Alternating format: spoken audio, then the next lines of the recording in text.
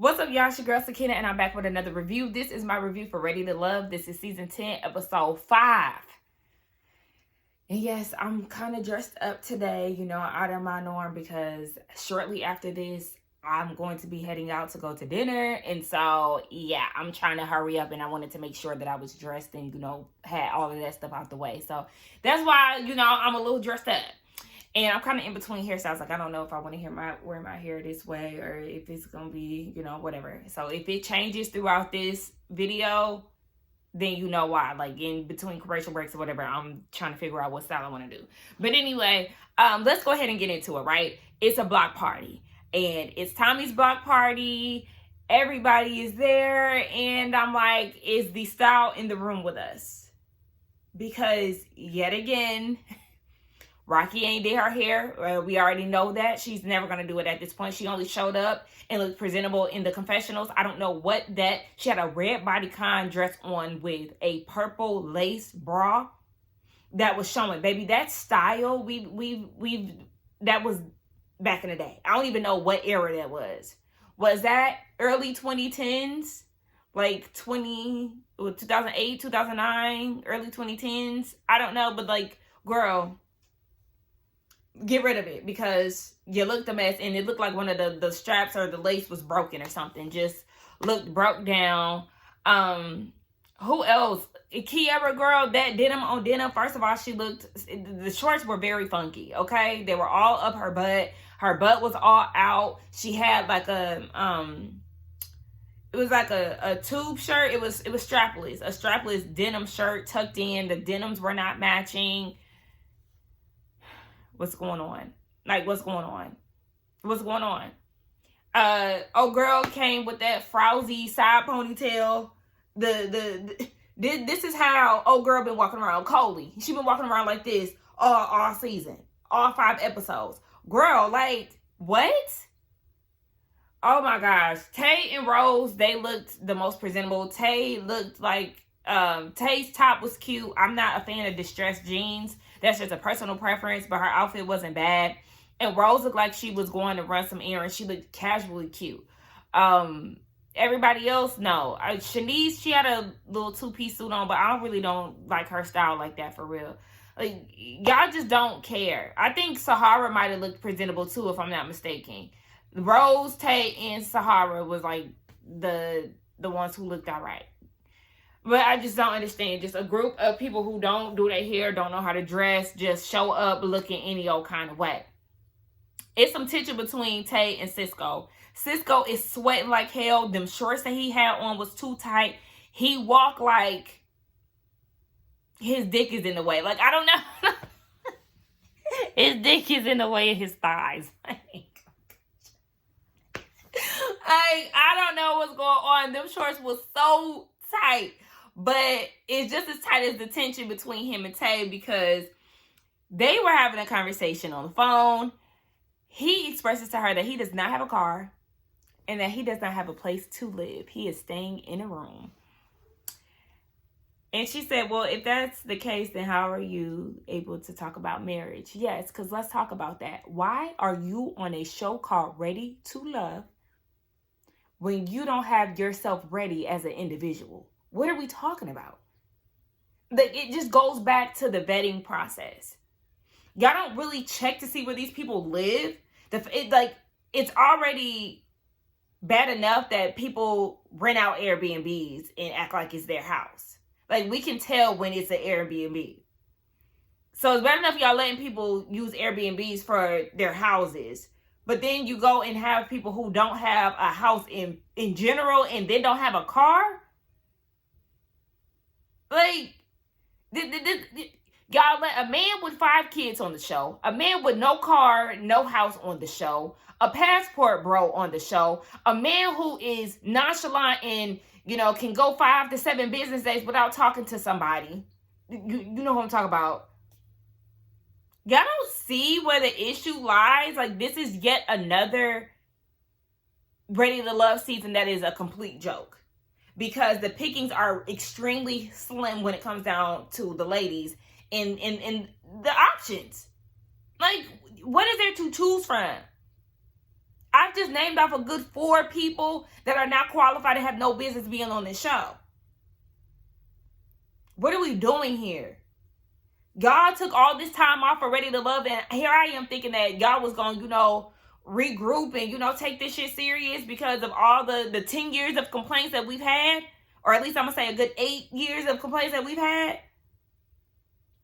And then y'all come back with this bullshit. Like, y'all always with the BS Ready to Love. It's so annoying.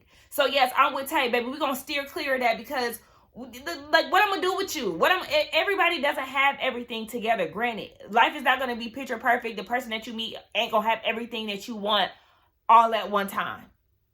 Like, I understand that, but you ain't got no business being on this show, Cisco. First of all, you need to go get some Botox for all that sweat because you can't even be outside for 2 minutes without breaking into a whole body sweat.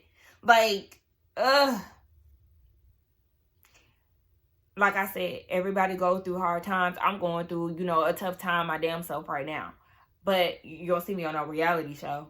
And I said that too, because my friends was like trying to get me to be on Love is Blind. I'm like, I stay with my mama. Like, what do I look like going to be on Ready to Blind?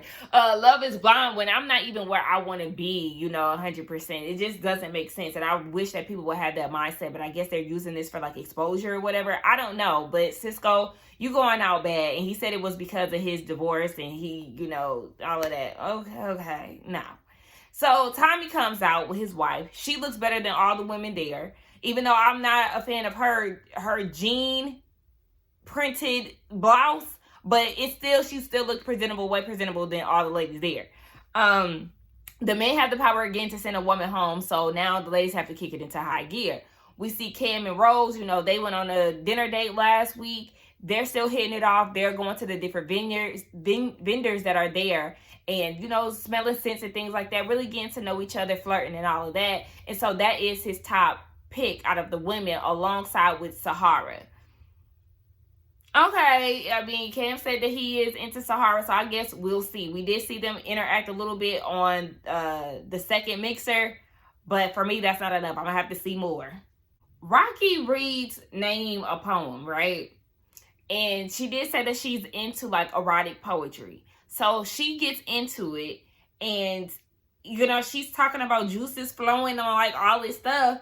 And it's just like, okay, I actually like the poem, but for Naeem, he just kind of felt like it was like a surface thing. He didn't feel closer to her. He doesn't feel a romantic vibe with her. It's just a friend thing. And in her confessional, she's saying that she realizes that she hasn't really connected with a lot of the guys. And so this was her way of like stepping out there, but it just didn't land with Naeem. So it was like, I mean, the whole time she reading it, she like, the juices is flowing and I'm going fellatio, hey yo, and it was just like, just read the poem, girl. Put your hands down. I don't know, but yeah, it just didn't land for him. So I don't know. I don't know what happened with her and Khalil. I know Khalil is kind of into Tay and maybe some other women, but it seemed like, yeah, they really ain't connecting out like that. So speaking of Naeem, he has a conversation with Cisco. Cisco wants to vent to him about this whole thing between him and Tay. And he said he's 42. He's a little embarrassed. He shared with her his financial situation, things in his past. He said when he lived in Virginia, or after he left Virginia, he experienced some homelessness. His mama ain't messing with him, so he can't stay with her. And he just feels like it has caused her to step away, and it's going to cause him to be distant as well. And, like, Cisco, we need to know why. Like, why were you homeless after you left Virginia and you came back home to Philly? Was that because you were relying on your ex? Like, you didn't make enough to be on your own? Like, what is the backstory? Regardless of the backstory, what we do know is that you are not in a financial situation to be on the show looking for love. Because at this point, I'm going to be wondering if you looking for a place to stay. You ready to live. You ready to mooch.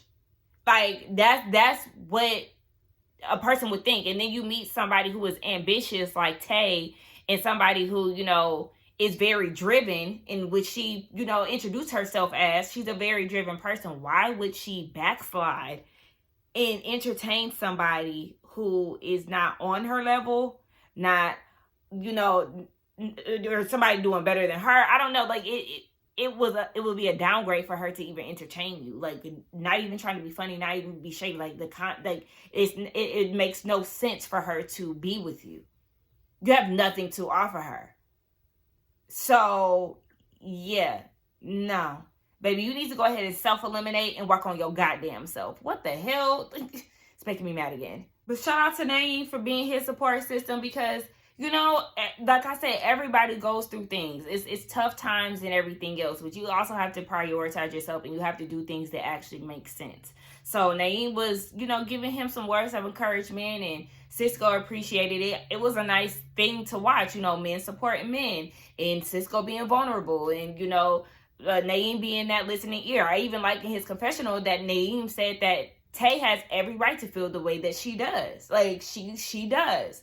But also, he wants to be there for Cisco, and I appreciate that, because, yes, know that Tay does have the right to feel the way that she feels. So, Chenise and Passport Bro Fritz, he's thanking her for sending him a prayer and saying how much it meant to him and all this. And she was like, well, you sent me some affirmation, so I just wanted to, you know, basically reciprocity.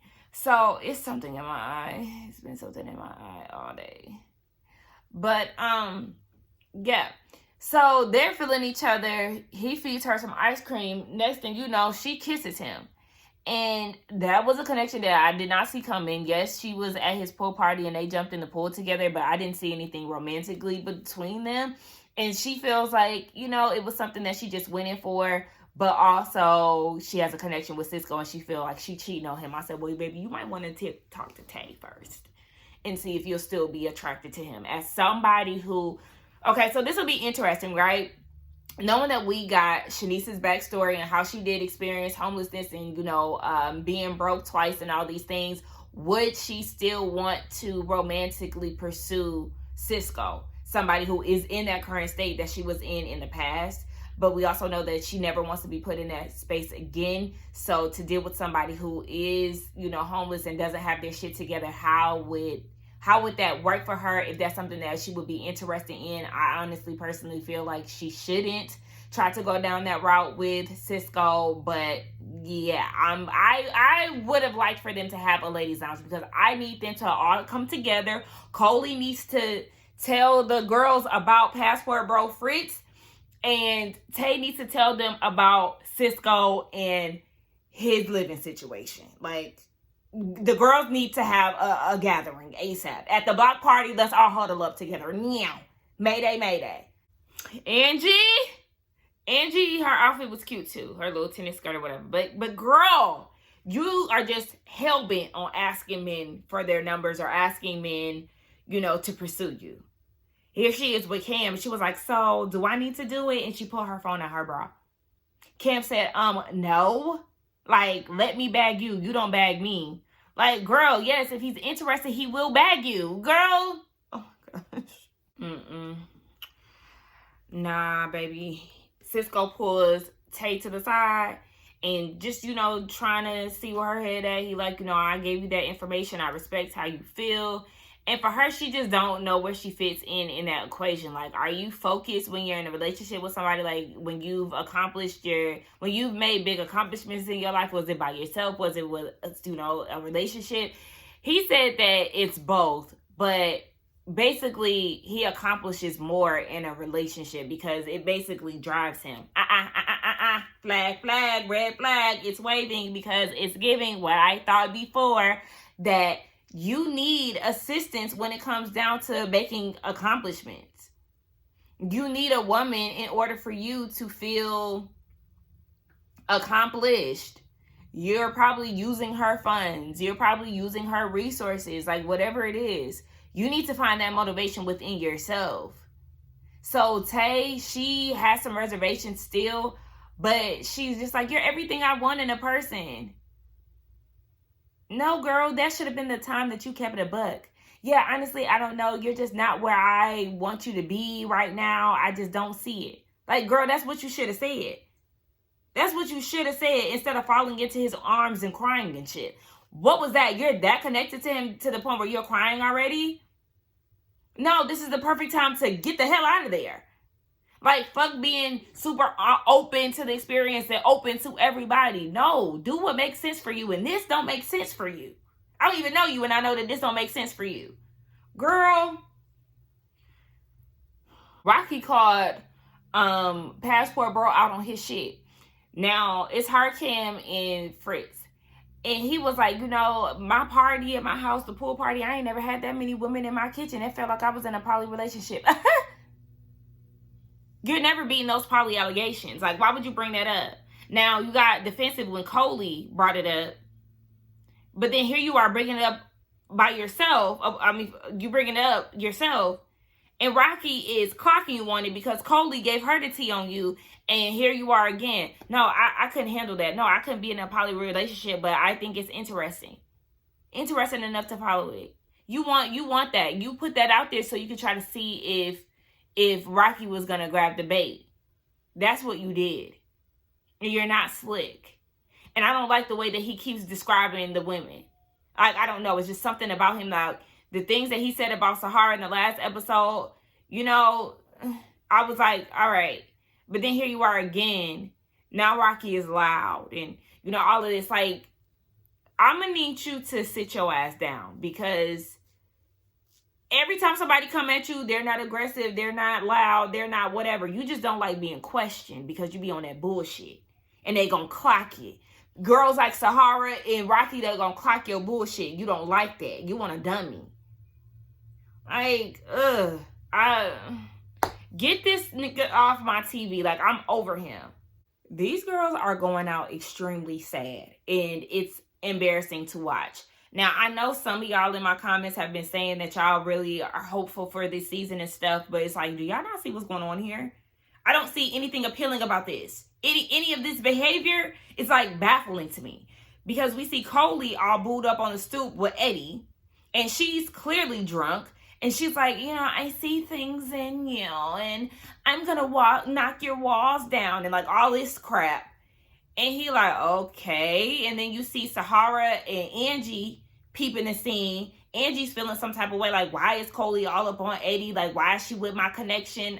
Because that's not your man, one. You need to be exploring other connections. Don't forget that you also set up that double date between you, Lockbang, and Coley and Eddie. Like, you set up that double date. You already knew that they were, you know, connected in some type of way. So now you want to try to claim your territory, girl. No, please. Let's not go there, Angie. But Coley is trying to mark her territory too. So she turns around and was like, kiss me. And Eddie was like, no, I'm not about to give you no kiss. Like, sit down. And so Coley gets mad and she walks away. Girl, yeah, because what did you think? If he wanted to kiss you, then he would kiss you. Read the room. He clearly wasn't trying to fool with you on that level. And he said that. He was talking to Jay and was like, bro, she, you know, was doing all of that. And I feel like Angie and Deanna gonna feel some type of way. For him, it was just a physical thing with Coley. Coley is a freaking bimbo for the most part. She can't dress, and she always walking around with that drunken ponytail. Like, girl, what's appealing? They play a little game, you know, break the ice a little bit. The women have to guess what man said what based off of what Tommy reads off the card. And so the ones that really stood out to me was Naeem got it in at a funeral home because that's where he was working at the time. Khalil likes to eat ass. Like, I don't understand why some of the people were shocked because that's a lot of people are very open about that. So it wasn't that shocking, but yes, a lot of people were shocked by that. Passport Bro Fritz wants to get it in an Uber. Like, you don't even give me the size to be getting down in the car for real. Like, maybe I'm just being mean because I don't really like him no more. Well, he was alright like on the first 2 episodes, but now, yeah, I don't really care for him. So I never really liked him like them all like that. But anyway, Sahara and Angie won. They get to go on solo dates. But I'm like, how is this date going to be different from, you know, them going out to eat or whatever the case? I don't know, because on Ready to Love, you can go out with whoever you want to go with. So, Okay, we'll see. Definitely threw me off guard with this one because Sahara decided to go on a date with Fritz. I said, now hold on, because I thought she was going to go with Cam. No, she said she was coming in with motive, okay? She wanted to let him know that his time is up, okay? Wrap this up. I said, oh, okay. I thought that this might have been like a little curveball situation, because I'm like, wait, what? Y'all about to really send the men home? Like, what's going on? So she invites him out to get pedicures, and she brings up the poly situation. Now, she did have me cracking up. I ain't gonna lie. Sahara had me cracking up this whole scene. She was like, what's your deal? Like, you know, are you polyester? Like, I'm trying to figure out the fabrics of your life. She was like, because I don't wear that. I said, now, hold on. I'm going to keep it a buck with you. You're probably wearing polyester, the outfit, right then and there. So, okay. But, you know, I get what you're saying. It's funny. It's a key. And he was like, I hope that this never gets brought up again. No, I'm not going to bring, you know, multiple women to my mom. Yeah, you're going to bring that main one. Yeah, that's what you're going to do. You're going to bring her the main one. And then the other ones is just going to be doing whatever the hell. You're not slick, Fritz, please. I wish you would just keep it a buck instead of acting like you're not interested in that. And then he admits that he was playing in the beginning. Saying that, yes, some people came in here with different intentions than me. I was just playing. But now he, you know, wants to take it serious. And she was looking at him like, oh, bitch, we been clocked your teeth when it came down to that. We been knew that you was playing Mr. Copy and Paste. And he talking about, he thought that they got past that. No, I'm glad that the women are talking and they see you as the joke that you've been playing. Like, nah. The girls have been talking, doing their research, and coming together. Yeah, it's time to send him home. He's next on the chopper block. Well, I don't know who's next on the chopper block at this point.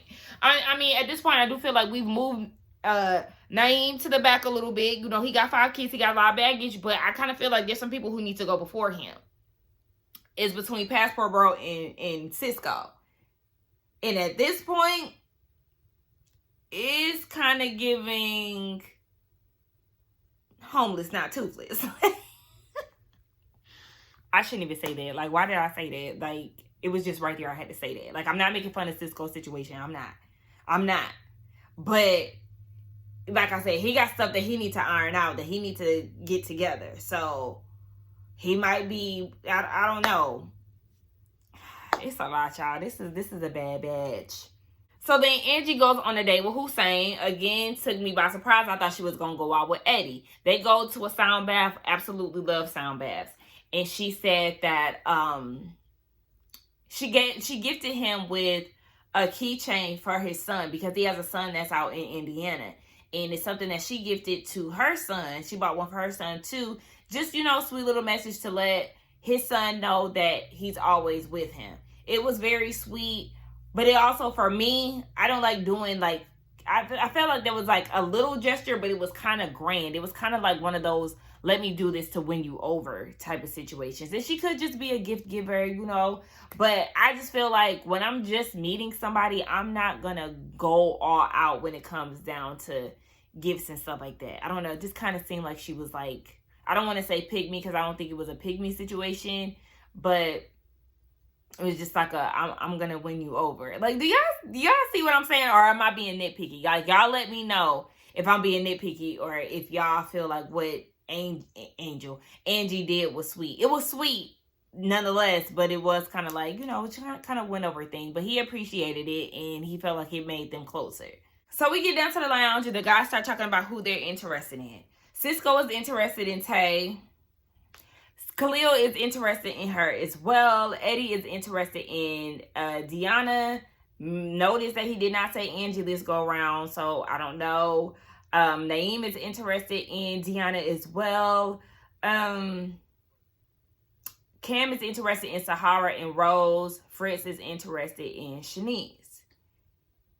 I think I got everybody.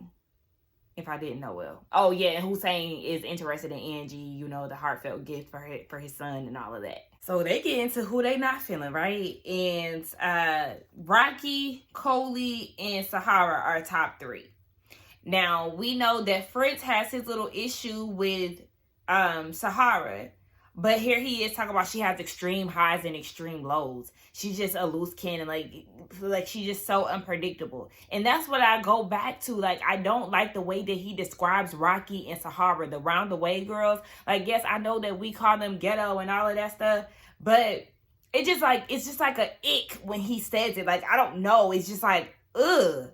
Like, I get offended. Like, you know what I'm saying? Like, I don't know. And he's trying to make her seem like this just so like this unpredictable person. You don't know if she's gonna, I don't know. He just act like she's just so wild. Like, she's just a round the way girl. That's ghetto. Like, that's it. I don't know. It just seems very, I don't know the word to say, but I just feel like the way that he describes her is like purposely to turn people off from her. And she wasn't giving extreme highs and extreme lows from what we seen in that scene. She was calling you out on your shit and you don't like that. The same way that Rocky was calling you out on your shit and you didn't like it. And you started describing her as loud and everything else. Yeah, they're loud with your projections. They're calling you out on your shit and you don't like it.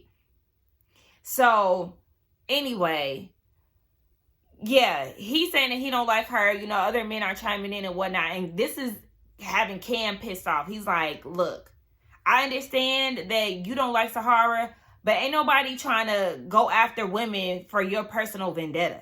I see you over there whispering, trying to get people on your side and stuff. And even Cisco backed him because Fritz was like, no, I'm not even doing that. And Cisco was like, but you was. Like, you was whispering in Jay's ears for him to say Sahara's name. Like, what? And Cam wasn't taking that too lightly. And he's like, I'm going to call him out on his shit because we all know that Fritz is not here for the right reasons. I said, thank you. Cam, I can appreciate your honesty. You calling the bullshit for what it is, because I've already had this feeling when it comes down to Fritz and the way that he treats Sahara and Rocky. And then the ladies are already peeping the scene when it comes to his ass. And then we heard it out of his mouth, him tell Sahara that he's not serious. So I guess because of the way that he's acting, yeah, Passport Bro can't go ahead and go home. Go ahead and fly overseas and get you a foreign girl that don't know no better. But the American women here, you ain't fooling.